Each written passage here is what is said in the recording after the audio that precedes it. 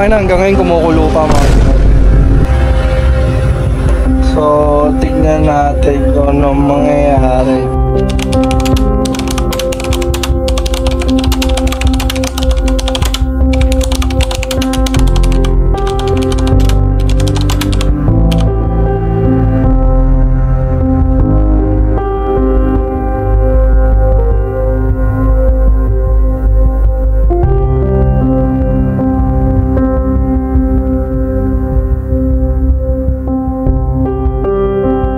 Alright guys, so kakauwi lang natin galing Tagaytay and sobrang nabilib ako sa minivan na to. Yan, yung minivan na yan. As in, sobrang na-amaze ako, ang galing. First of all, gusto ko lang i-shoutout or yung mekaniko ko. Hindi ako pinabayaan mga tol. Tinawagan ko, willing to rescue. Tapos, kinabukasan chinek naman niya. So, shoutout. Hindi ako pinapabayaan nung mismong mekaniko ko. Tinatawag-tawagan ako. Para i-check si Makmak kung ano nangyari. So, yun. Shoutout kay Wayne. So yun, ano muna, for your context mga tol, papunta kasi kami ng Tagaytay by the time na nangyari yung aberya. And nung una, patag-patag pa. Papunta pala siya ng Tagaytay, yung road na yun, papunta ng Tagaytay. Pare, bali manggagaling ka sa Nuvali, tapos kakaliwa ka, then pag diretso mo, madadaanan mo yung bahay ni Marcos. So, from there, patag pa yung daan. Tapos pagdating namin sa gitna, yun, doon na kami na, sabi ko, nagwa 100 na siya. Kasi hindi nagwa 100 to eh, yung temperature neto, hindi nagwa 100. So, nung nag 100 plus na, sabi, doon na yung time na hininto ko na talaga siya. And yun, pina-cooldown ko naman na. Tapos, sobrang nabilib ako sa kanya. Kasi 6 kami sa minivan. Tapos sobrang puno pa yung gamit namin. And kinaya ni Makmak. Grabe. Tapos, nung yung mga ano pa yon, yung after nun, okay na. Hindi na talaga nagloko. Hindi na nag-uminit pa. Yung crosswinds na pinunta namin, as in yung tarik ng Baguio. Taas, baba. As in, kung alam niyo yung tarik ng Baguio, ganun yung tarik doon sa may crosswinds. Tapos, doon sa dinaanan namin na road, i-research ko na lang bago ko edit yung video. Sa may Achilles ata. So, yun, for your, for your reference, gusto ko lang share yung video. Actually, hindi talaga ako mag-vlog by that time. Pero, para sa mga naka-minivan, at least maiwasan ninyo. And para dun sa mga nagbabalak ng minivan, may mga ganito or possible na magkaroon po kayo ng ganitong aberya. So, ayan, panoorin natin yung video mga tol dun sa mga nangyari. And pasensya na, medyo magulo yung video.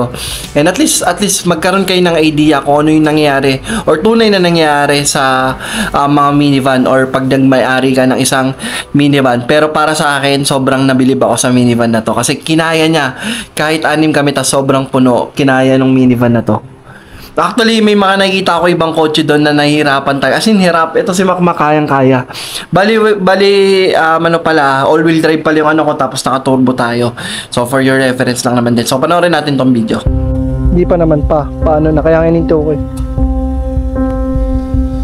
Alright guys, so nandito kami ngayon sa may Tagaytay, sa may Sungay Road ata to. Ayan, mga tol. So, first time nangyari kay Makmak. Ayan, ano siya, parang papunta na siya sa overheat. Yung temperature niya kasi umabot na ng 109. So sabi nung builder, yung mekaniko ko, parang 105 lang pinaka ano. Packet kasi to.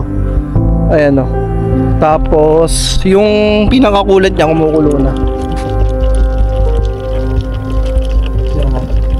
So first time na nangyari to kay Makmak, ngayon lang to nangyari mga tol. Ngayon pinapa-down ko muna, pinapahinga ko muna. Dalawa kasi kami sasakyan dito, yan yung Vios. Tapos pinapahinga ko muna mga tol. Papatayin ko lang siguro yung aircon just in case kung sakali na ano. Kaso ang problema ko ngayon, kumukulo na.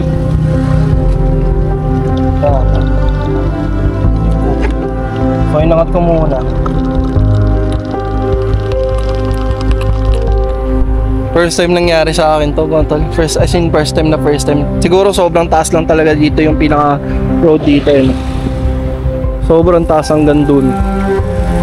Yan. Ayun na kami oh. So first time lang nangyari sa akin to. As in first time lang sa amin nangyari.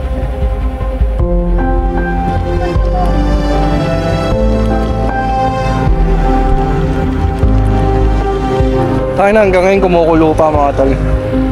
So tignan natin kung anong mangyayari. Pinapalamig ko pa. Tignan natin kung makakakit tayo. Pero mukha naman, basta paanin mo muna to.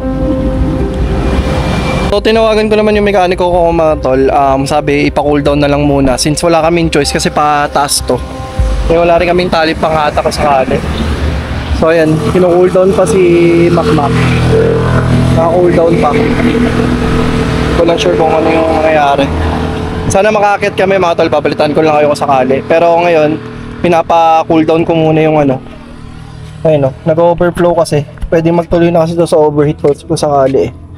So ngayon pinapa-cool down ko lang just in case. Tapos itutuloy na namin iakyat.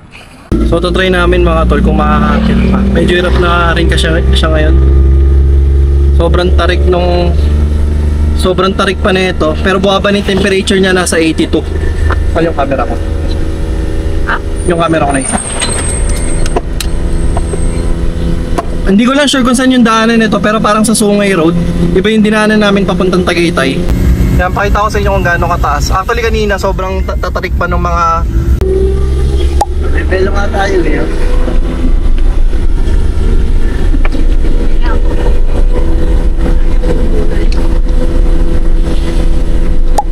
Grabe pala yung taas na ito. Huwag na tayo dito, pe. Hindi na.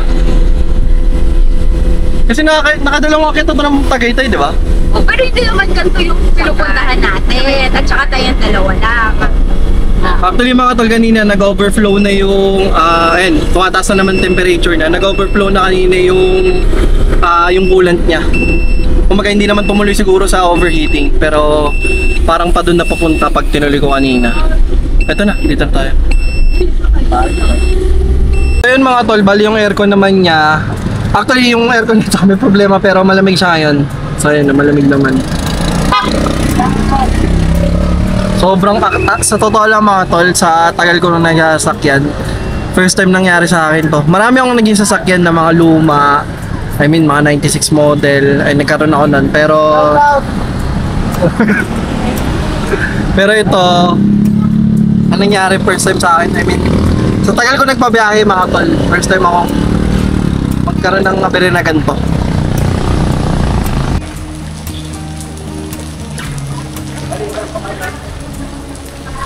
Alright guys, so nakakita tayo dito sa may crosswinds. Grabe yung taas baba pero nagtaka ako. Kinaya ni Macmac, ayun o. Yan si Macmac. Tapos yung taas baba rito. As in, alam mo yung tarik ng Baguio, ganun. As in, ganun yung tarik niya pero kinaya ni Macmac. Ayun o. Ang galing.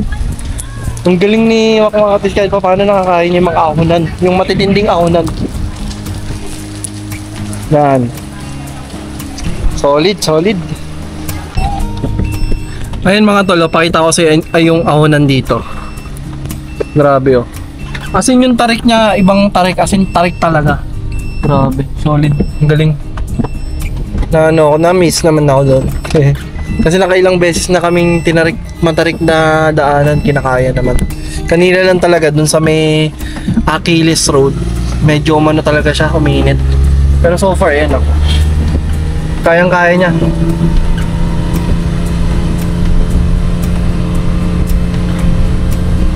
Yun, lalo na ngayon wala akong sakay pero kasi kanina puno pa kami ah. Okay guys, so advice ng mekaniko ko mga tol, lagyan daw ng mineral pala. Kasi kanina wala kaming mahinga ng tubig doon kanina sa inintuan namin. Ngayon sabi nalagyan ko na lang ng mineral. So habang malamig daw, I mean pag lumamig na daw lagyan na daw ng mineral. So lagyan natin. Ayun.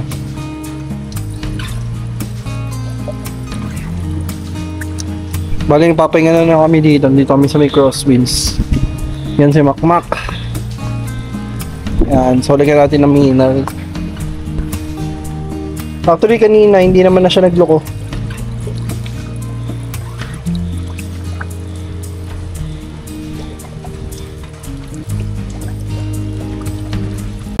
Alright guys, so nandito tayo ngayon sa builder natin and ang nangyari is wala naman natamaan daw and so far, ginamit ko siya kanina mga tol from dun sa may crosswind. Yung akyatan dun, sobrang, alam mo yung tarik ng Baguio, ganun na ganun, kinaya naman niya. And sobrang galing na ito ni Macmac mga tol. So pina-check ko naman ngayon, ayun na siya. Pina-check ko, bali may papalitan lang naman sa compressor. Yan, yung compressor natin, ito. Kuya Win, wala naman natamaan, di ba? Doon sa ano. So hindi naman siya nagtuloy ng overheat mga tol. Napahinga naman natin kahapon. Tapos, tinaray natin siya sa akyatan. Okay naman na. Kanina. So okay. Goods na goods mga tol. Yan, pinacheck ko na. Dagdagan lang siguro ng coolant kasi ito yung kumulo kahapon. And ito. Padagdagan din natin mga tol. Ito sa radiator niya.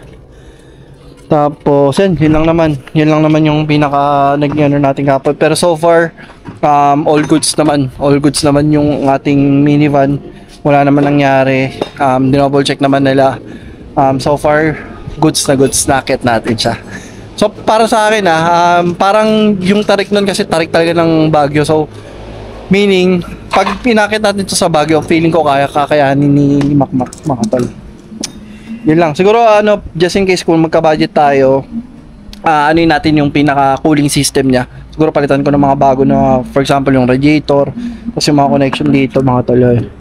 Yan. So, yun lang naman. And siguro baka dito lang siguro tatapusin yung vlog. And maraming salamat kung nakapat ka man dito. And don't forget to comment, like, and subscribe kung gusto mo yung mga ganitong content. Actually, bigla lang yung vlog na to as in, wala akong plano, mga tol. So, ayan. Comment ka lang sa baba kung ano yung mga pwedeng cause ng overheating or kung nag-overheat na ba kayo. So, yun lang. Maraming salamat and this is your vlog. See you next vlog, everyone. Peace out.